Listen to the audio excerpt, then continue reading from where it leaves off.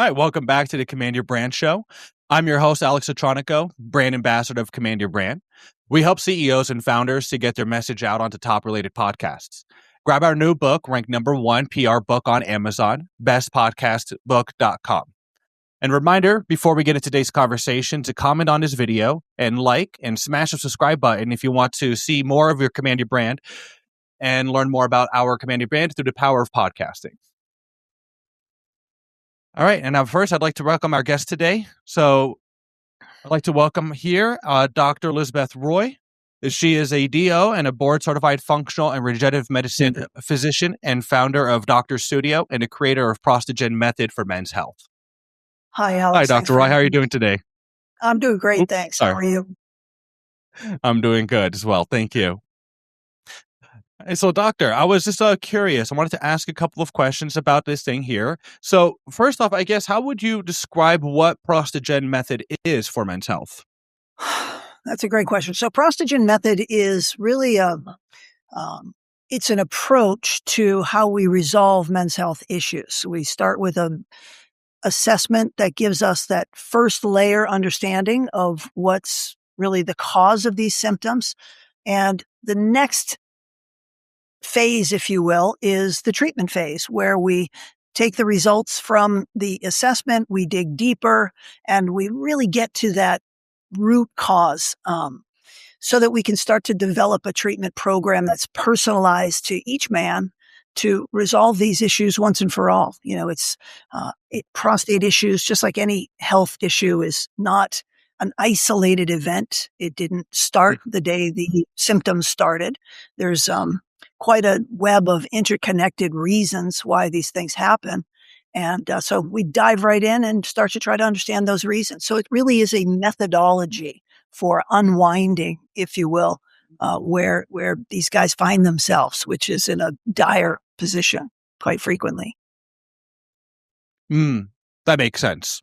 Yeah. Okay, and I guess you're talking about the conversation about root causes. What would be some of the root causes that you find are missing, or some of the misdiagnosis, or I guess isn't treated in conventional medicine? Yeah, well, actually, root cause really isn't treated in conventional medicine. There seems to be very little investigation about root cause in general. Our system is about diagnosing and managing the disease, or managing symptoms at minimum. And so men will go to their urologist. They start with their primary care doctor, who usually sends them to the urologist. They ask some questions, they make some assumptions, and they prescribe a medication for symptoms. So there really is no investigation of the root cause. I'll give you an example.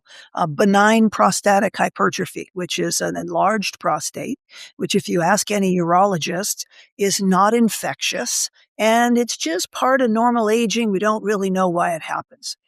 Well, that is absolutely incorrect. It's what the medical literature says. But the fact of the matter is, 99.9% of these men have a hidden chronic infection in their prostate, which is what's caused it to enlarge to begin with.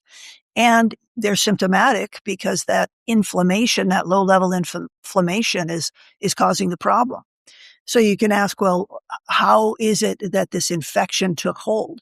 That's where this becomes pretty complicated. There are really 7 clinical dysfunctions that we find, in addition to these hidden infections. There's hormone imbalance. These men are coming in, some of them on hormone therapy, but they're not optimized by any means. There's the immune system is confused. It's stuck in an inflammatory mode, if you will. There's that silent chronic inflammation that's just marching on. There's toxic overload. And when I say infection, I don't just mean infection in the prostate itself. We find systemic infections. We're finding gut infections. We find infections in the mouth that they're not aware of. When you test the prostate secretions, you learn a lot. And conventional medicine really does not typically test the prostate secretion, so they just make some assumptions.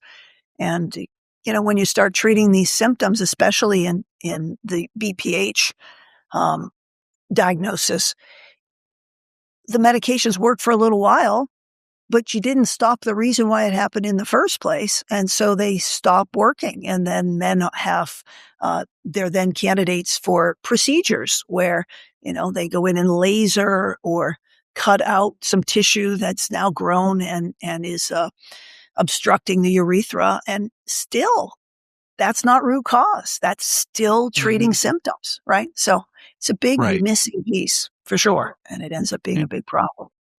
Interesting. Yeah, no, that definitely makes sense. It's very fascinating to me how root causes are not as frequently looked for when we're trying to solve things.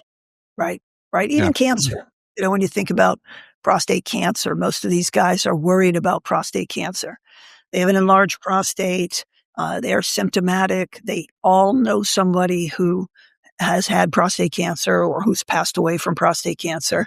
And there's no investigation into the cause of that prostate cancer either. It's just, let's wait, let's biopsy, let's see, when you finally develop prostate cancer, and then we know how to treat you. Where the fact of the matter is, everything that we're doing, that we're looking for in terms of root cause, that we're fixing in terms of root cause, is associated with the very reason why they develop prostate cancer to begin with.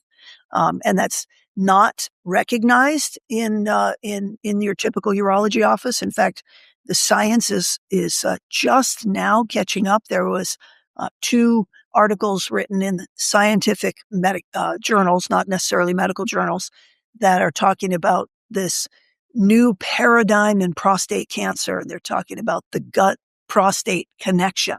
What that means is that they're finding, like we are, that there's gut bacteria in the prostate that sets up shop and creates biofilms and chronic inflammation. And in fact, that is one of the triggers of prostate cancer. So we're really in a tough spot as consumers with the medical approach being so focused on diagnosing a disease and then treating symptoms of that disease, and really spending very little time with any kind of root cause investigation. So there's a huge need for this. Oh yeah, no, definitely. I agree. And speaking of cancer, obviously a lot of men fear prostate cancer. I guess, what are some of the earliest signs of trouble, and what can men do about that in order to stay ahead of it? Well, yeah, sorry, there was a little blip in the video there. Oh, no worries. Did my question come across? It did. Yeah, it did. Oh, okay. Perfect. To repeat it, what are some of the early signs that someone might be developing prostate cancer?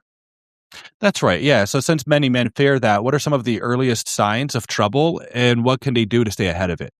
Great question. So often prostate cancer does not present with any symptoms.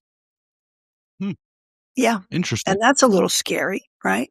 The symptoms of prostate BPH and chronic prostatitis, which are, I would boldly claim, precursors to prostate cancer, are frequent urination, urge with urination, sometimes painful urination, painful ejaculation, feeling like you have not completely emptied your bladder.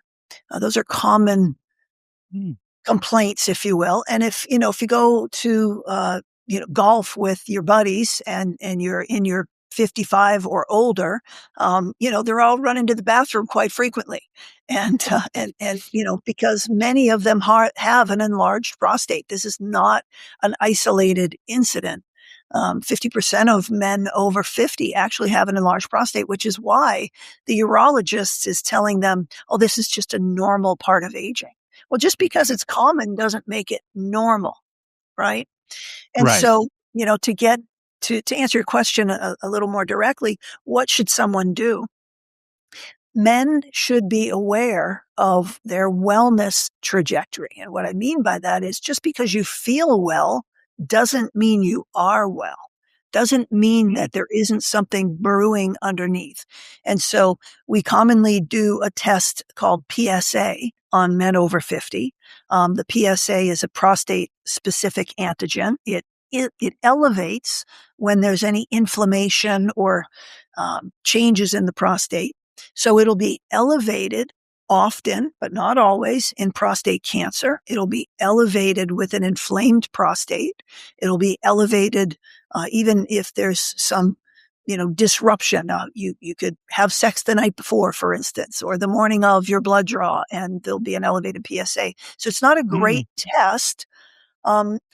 So there's a few things that I think men should do. I think men should have an expressed prostatic secretion test done in their 40s. It's a very simple test to do, and it will tell them if they have bacteria that shouldn't be in their prostate.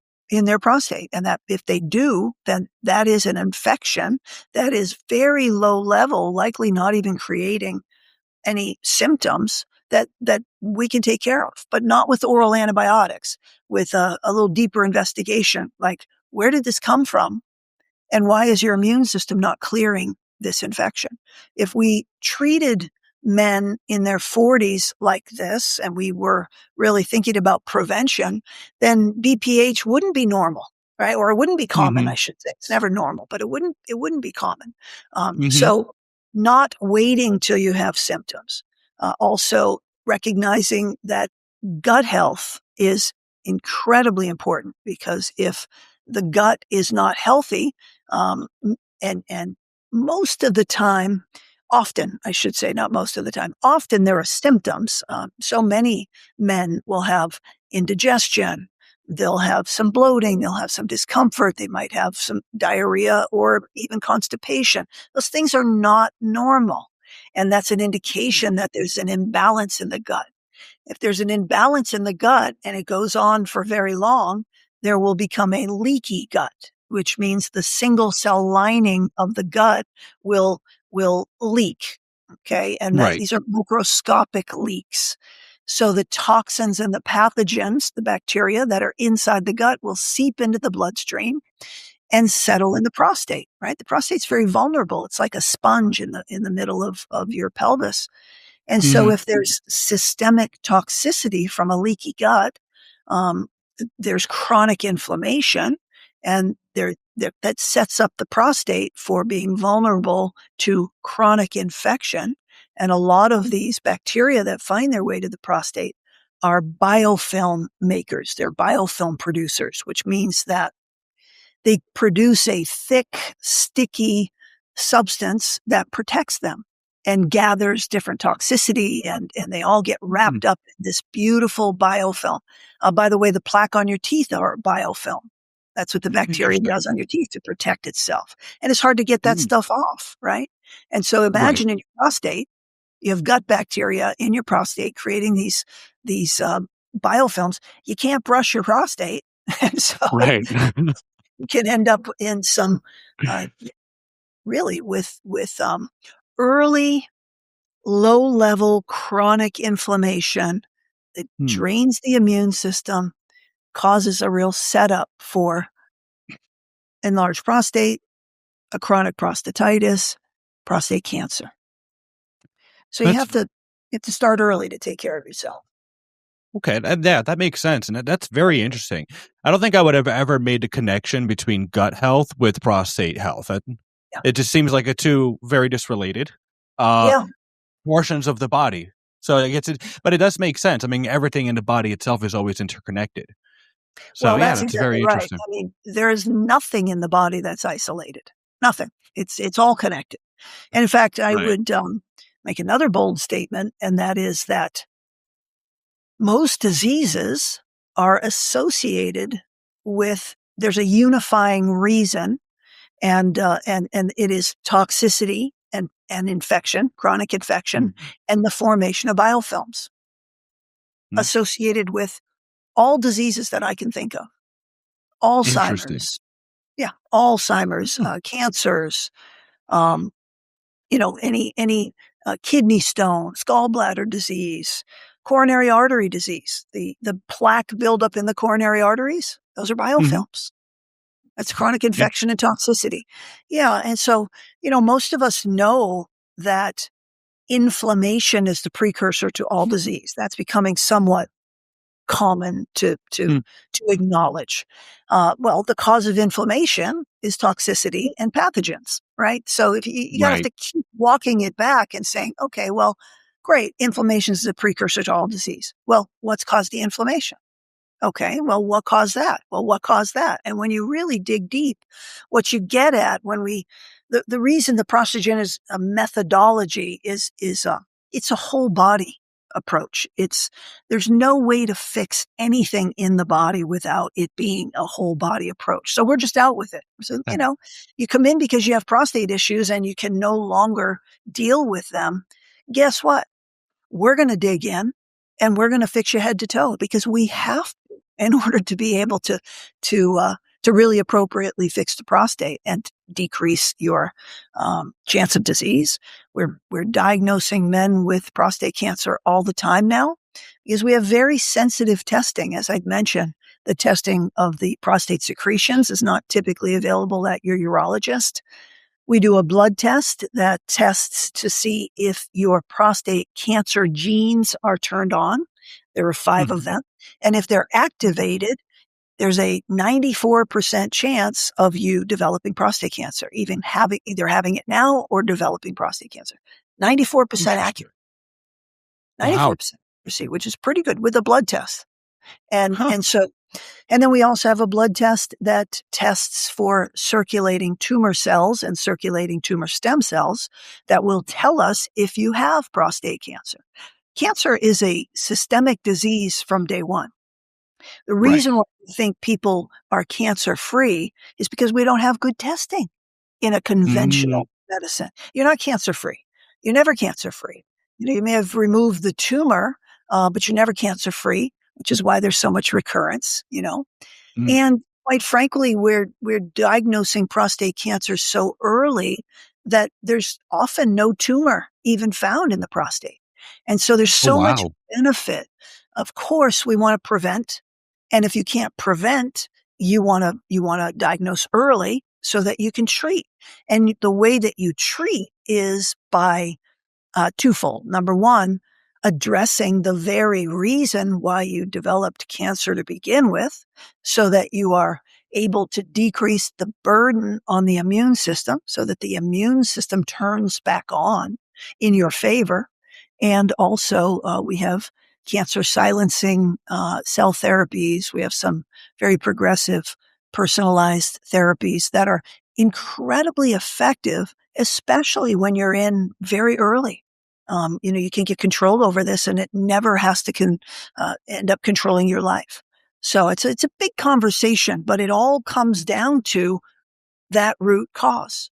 People don't realize that I know we're talking about prostate, but you can apply this to anything. Mm. You're only ever as healthy as your immune system.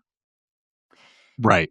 That makes What's sense. interesting about that is people who don't get sick often are the ones that develop cancer.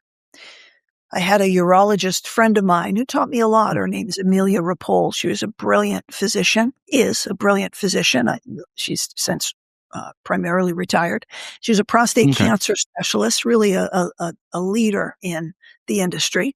And she told me about a decade ago, she said, it's interesting. This was before we had some of this real sensitive tests that I have the benefit of having now. She said, the men that I diagnose with prostate cancer, they always tell me, I don't know how this happened. I never get sick. I thought I had a strong immune system. But that's completely opposite. When you're faced with a virus, for instance, and you develop a fever or you develop chills and a body ache, that's actually your immune system making you sick. That's Right. your experiencing your immune system's response. If Mhm. your immune system is not working well, if there's a chronic infection that's just flying under the radar, that's draining your immune system resources, then when you're faced with a new infection, you don't mount a response. So you don't get sick.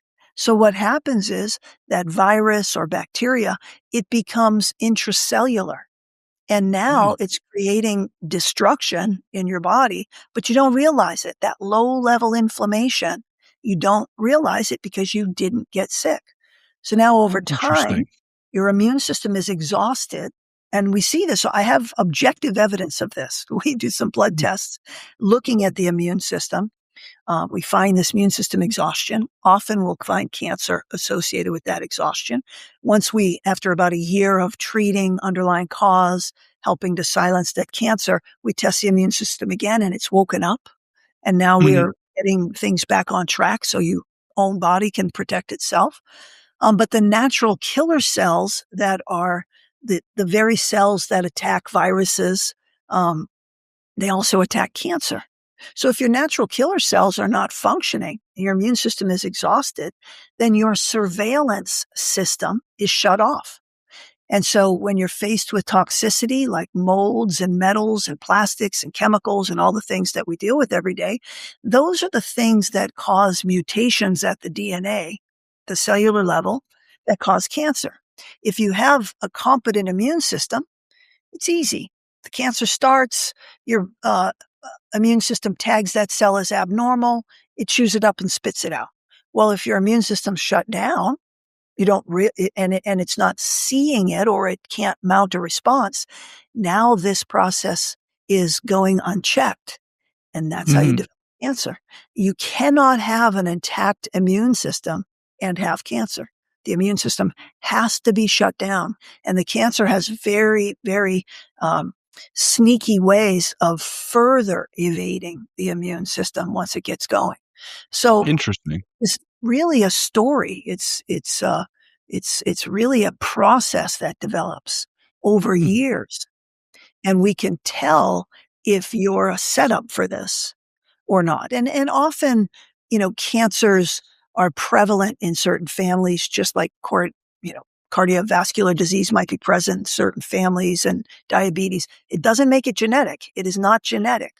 What that means is there's a weak link in the biochemistry. There's always a weak link, right? Every chain has a weak link or the weakest part of the chain. And so if you develop inflammation because of toxicity and chronic infection, then it's going to manifest down that family pathway, if you will, that genetic pathway. So that's why you have some families that develop cardiovascular disease and diabetes and others that are more frequently developing cancer. But, these days we're so exposed to so much,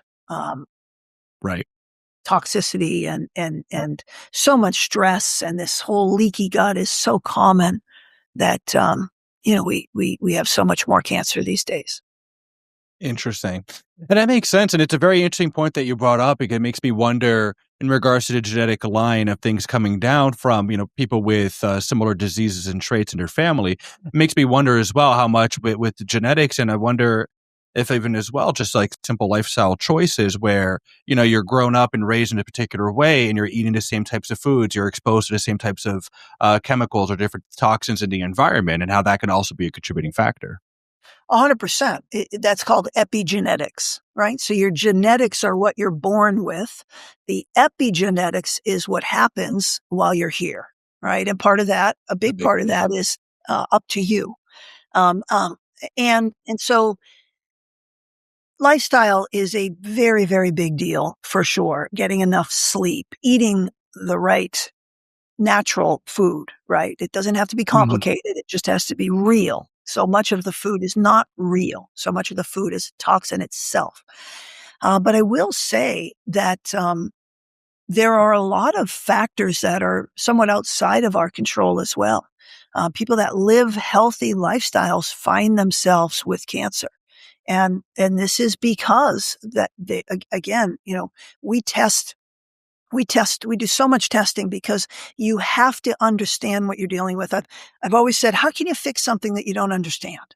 Right? Right. You can understand the injury, but if you don't understand how it happened, then you really can't walk it back and make much of a difference. You might fix it, but it's going to happen again, right? You have to get rid of the inciting injury or the inciting trigger. And so what we are finding is that people are loaded with pathogens like Lyme and Lyme-associated pathogens and Epstein-Barr and cytomegalovirus and toxoplasmosis and strep A, all of these things, and they don't know it. Perhaps now, Interesting. yeah, I mean, it's hardly anybody we test anymore who doesn't have those things on board. And it's not just Hmm. on board like, well, I had it once and didn't really get sick and now it's gone. No, the testing that we do tells us that the immune system is still actively fighting this. That's how the immune system becomes exhausted. You get bit by a tick when you're young, or mosquitoes. Actually, Hmm. also, people don't realize mosquitoes are spreading these things. And your body, if you're lucky, you have one of those bullseye rashes, right? The one we all know. Oh, that's Lyme. If you're lucky, your immune system's mounted a response. It's recognized. It's treated. But what's really sneaky about Lyme is that spirochete, it's a spirochete infection. It goes inside the cell and it starts to Oh. live there. So now you think it's gone, but it isn't. It's relocated. Now your immune system doesn't see it. Um, but it will rear its ugly head in a very low level way. So the immune system's constantly fighting it. And then, you get a cold, you get COVID, you get the flu, you get something else, and now you're reactivating some of this. So you don't have to be ill to have this brewing, and that's what's really tricky. I think Interesting. people need to be tested. We need to start testing for these things. We need to start recognizing that this is how it happens. But a conventional medical approach is very reactive. Hmm. Very reactive. I have gone to funerals of patients who were not as interested in prevention that Hmm. they might be now had they understood the consequence. I And see. what I mean, it's just it's not an uncommon thing. Even, people who end up in my practice are quite proactive to begin with. Hmm. Um, and when I present them with things like I'm telling you, hey, gee, you're loaded with these pathogens. Oh, hey, gee, you're loaded with these toxins. Here's what we need to do about it. Well, that's a little more effort than they want to put in. Again, no judgment, just they don't realize that this is going to come back to bite you someday. And Right. unfortunately, and they say, well, I feel great. I'm running my company. I'm a mover and a shaker. I have no symptoms. I feel terrific. I say, yeah, but, and your cholesterol's elevated as a result of these infections and toxicity. Oh, that's no big deal. I'll just take my Lipitor. Okay. My cardiologist says I'm going to live forever. Okay. And, and they don't Yeah. live there. Right. And there's an event that occurs. None of these things happen overnight. I know we're talking about the prostate, but it's the same thing. It's the same thing. So, Makes sense. And, I was what led you into, specializing in this field? when I was in medical school, my son was 12 years old and he had a seizure right out of the blue, Hmm. and went from a very, very healthy, brilliant boy to someone who lost their life 12 years later. Actually, he 11 years. He was quite ill. He passed away when he was 23, and we never understood why. He started with seizures, and then there was a degenerative process that led to dementia. It was like having Alzheimer's, Parkinson's, and multiple sclerosis all in one teenager. And it was very unnerving. And so as a medical student and a mother, I had the experience of conventional medicine. And it was rough. It was very rough. And there was no testing of pathogens. There were no testing of toxicity. There was no testing of his gut. And there's no blame here. It just, that was my experience, that I saw that, Right. wow, this doesn't work for me. I mean, I did a lot of research. I found some evidence that there were some fundamental things that had gone awry. The reason was unknown to me at that time, but I was able to treat him with various things that helped, and he really lived longer than anybody thought that he was going to, as a result of that. And had I had him around today, I might have been able to figure it out, knowing now what I know. But that's what shaped my inability to practice in a conventional way. I mean, there's just, you can't Right. know some of these things. And so that's how that started, that root cause mechanistic approach. It's how I approach everything. What's the mechanism by which this might be happening? I don't care if there's a double blind study. I don't care if it's written in the scientific literature. I trust myself to understand the mechanism so that I could understand how it happened and maybe how to fix it. And that started very early. The way I got into specializing in men's health is, I've been at this about 20 years. And at first, I just would hung a shingle, and anybody who walked through the door, I'd figure out how to fix them, right? You learn as you go. And that was fun. That was interesting. That was a great art. I loved the challenge. And then about 8 years ago, I realized, I'm getting old. And at some point, I need to teach other people how to do some things and grow my practice and retire one of these days. I don't know if that's ever going to happen, but that was my thought process. So I thought, well, let me find a problem that has to be fixed because these men are suffering.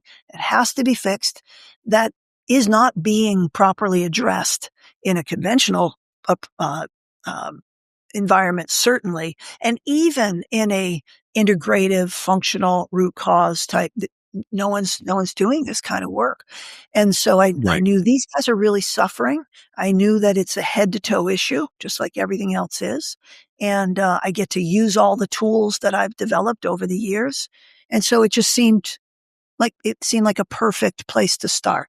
My first book was really written about sexual dysfunction and sexual potential, and how to Mhm. look at that. It was in some of that early thinking. And so I've never looked back. It's a wonderful practice. I love working with these men. They absolutely need our help, and they're so responsive that it's fun. The treatment program is truly a transformative program for them because again, it's head to toe, and so everything changes. Right. Yeah, And wow, thank you. And I'm very sorry to hear about your son. thank you. And I'm very, yeah, and it's very, I guess I would say, I really, really like your message and your approach on handling these things because, we want to make sure that these things don't happen. And I think that what you're doing is really taking a nice help towards the right direction, make sure that these things don't happen again. So it's really Yeah, very much appreciated. thank you. Thank you. I appreciate Um, that. It's an evolving thought process. It really is. I have, many young people in my family and my friends that say, well, how do I, where do I start? Do I have to just do all this testing? And I've been thinking a lot about that. And I think that the first place to start, and probably should be part of an annual, adventure, wellness adventure, is to test the immune system. Because again, if mm, your immune system is healthy, then you can take your time. It's not as urgent to clear infections and that you might not be aware of, and clear this toxicity. We right, should eat differently so that we can manage those things. Some of that's right, genetic. Some of us are genetically good detoxifiers. Some of us are genetically bad detoxifiers. And so it's important to understand that as well. But primarily, if you think about what's the first thing, what's the first wheel that falls off the cart? You'd like to get it before any wheels fall off the cart, but what's the first wheel that falls off the cart? And that's the immune system. And so right, if you can start to see that your immune system is actually reacting in a chronic way, well, now you can investigate what sort of infections are you carrying that need to be addressed, right? If your immune system isn't reacting in a chronic way, then you know, okay, I'm safe. I'm good.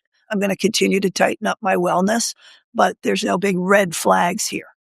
So I think that, that's really where I would start. And a good comprehensive baseline of labs each year, which is well beyond what a primary care physician is allowed to do by the insurance. But you can see subtle warning signs, just in basic blood work. If you look at it with a different eye, I have a software that I use that we've developed some algorithms after seeing these patterns. That's the beautiful thing about taking care of the same type of patient also, that you start to see different patterns emerge. We're starting to write some papers. We just finished a study with a lab called EpiSwitch out of the UK that we published a couple of weeks ago, because we started seeing these patterns. So just hopefully that answered your question. This is a 35-part podcast, I think, conversation, really. Right. Yeah, no, there's definitely a lot of points to go over on these points. It's all very interesting. Yeah, thanks. Now, I was wondering, if a man were listening to us right now and feeling embarrassed or ashamed or even hopeless about his symptoms, what would you want him to hear from you directly? I would want him to know that there is a solution. There is hope. The sooner you are able to get to the root cause, the better. You're not alone. You're not alone. Guys don't talk about these things. Women don't talk about these things either. And it is really very, very tough. There's usually sexual performance changes also that occur as a result of this. All those nerves and blood vessels are in the same area. And again, your urologist might say, "Oh, this is normal. You're getting old. What do you expect?" Not normal, common, not normal. Get some help. Get some help. I have, we've developed, we have a website which gives a little bit of information. But if you don't mind, I'm happy to give the URL to my podcast website, which speaks directly to it's just askdrroy.com. And we're giving away information and trying to help men as much as we can. Perfect. Yeah. And just to clarify, Dr. Roy, is it drroy.com or is doctor spelled out?